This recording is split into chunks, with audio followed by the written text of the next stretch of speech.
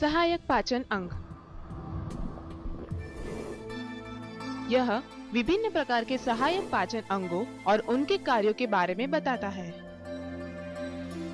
जो भोजन हम खाते हैं वह पोषक तत्वों, कार्बोहाइड्रेट, प्रोटीन, वसा आदि से पूर्ण होता है, जो कि जटिल प्रकृति के होते हैं और इसलिए उनका उचित अवशोषण के लिए छोटे रूपों में तोड़ा जाना जरूरी होता है।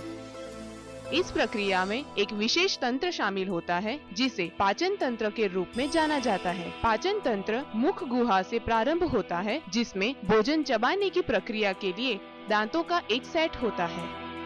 चबाने की प्रक्रिया की सुविधा के लिए 3 जोड़ी लार ग्रंथियां भी मौजूद होती है। पहली जोड़ी ऊपरी जबड़े के पास स्थित होती है और कर्णपूर्व के रूप में जानी जाती है। लार ग्रंथियों की दूसरी और तीसरी जोड़ी मुख के तल पर खुलती है, जिन्हें क्रमशः अवचिबुकीय और अधोजीवा लार ग्रंथियों के नाम से जाना जाता है। ये ग्रंथियां लार के स्राव द्वारा भोजन के स्निग्धन में मदद करती है। स्रावित लार में टाइलिन एंजाइम मौजूद होता है, जो स्टार्च जैसे खाद्य पदार्थों पर कार्य करता है। पाचन तंत्र का एक अन्य महत्वपूर्ण अंग है एक मांसल पेशीय लाल संरचना, जिसे जिह्वा कहा जाता है। जिह्वा में कई पिप्पल होते हैं, जिनमें ग्राही कोशिकाओं के छोटे कई अंडाकार समूह होते हैं, जिन्हें स्वाद कलिकाएं कहते हैं। स्वाद कलिकाएं भोजन का स्वाद बताने में मदद करती हैं। चबाने के बाद भोजन ग्रसिका या भोजन नली द्वारा आमाशय में प्रवेश करता है, जो उदर भाग में स्थित होता है।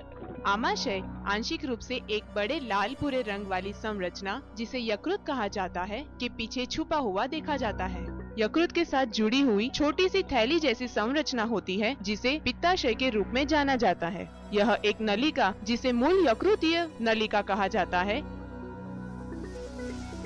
यकृत पित्त रस स्रावित करता है, जो मूल यकृतीय नलिका द्वारा पित्ताशय में जमा होता है।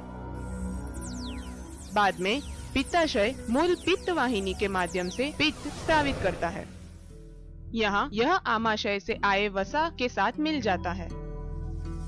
लवण वसा के इमल्सीकरण में मदद करते हैं तथा उसे छोटे छोटे कणों में तोड़ता है, जिससे उनका पाचन आसान हो जाता है। ग्रहणी के ऊपरी हिस्से के पास एक पत्ती के आकार का रंग मौजूद रहता है, जिसे अग्न्याशय कहते हैं। अग्न्याशयी स्राव स्रावित करता है, जिसमें कई एंजाइम होते हैं।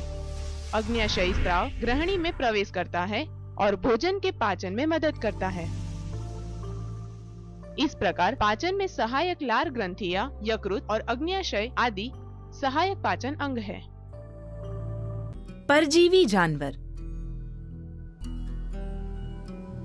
यदि शरीर को मिलने वाला पोषण किसी अन्य जीव अथवा जीवित व्यक्ति द्वारा प्राप्त किया जाता है, तो इसे परजीवी पोषण कहते हैं। इसका उदाहरण है किलनी, जो कि रण हिरण की खाल पर उपस्थित है।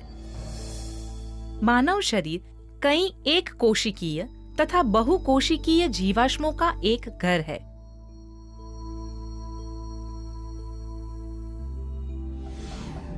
प्लाज्मोडियम एक कोशिकीय जीवाश्म है, जो मलेरिया से पीड़ित किसी व्यक्ति के रक्त में परजीवी की तरह रहता है।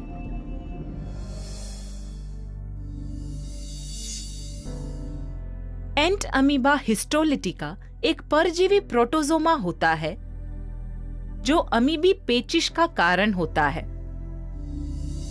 यह मानव शरीर की आंत में पाया जाता है।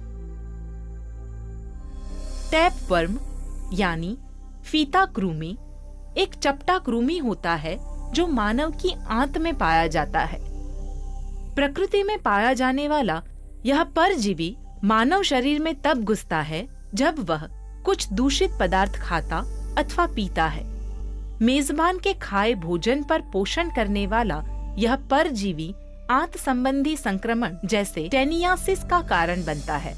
ऐसे जीवाश्म जो दूसरे जीवों के शरीर के ऊपर अथवा अंदर रहते हैं तथा उन्हीं से खाना तथा पोषण प्राप्त करते हैं, परजीवी कहलाते हैं।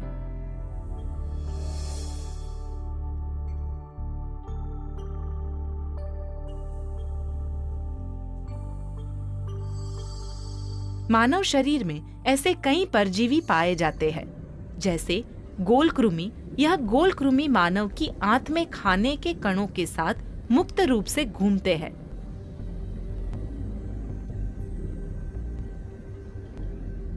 यह परजीवी अपना पोषण मेजबान से प्राप्त करते हैं, जिसके शरीर में रहते हैं तथा संक्रमण का कारण बनते हैं। ऐसे जीव परजीवी होते हैं तथा पोषण प्राप्त करने की इनकी प्रक्रिया परजीवी पोषण कहलाती है।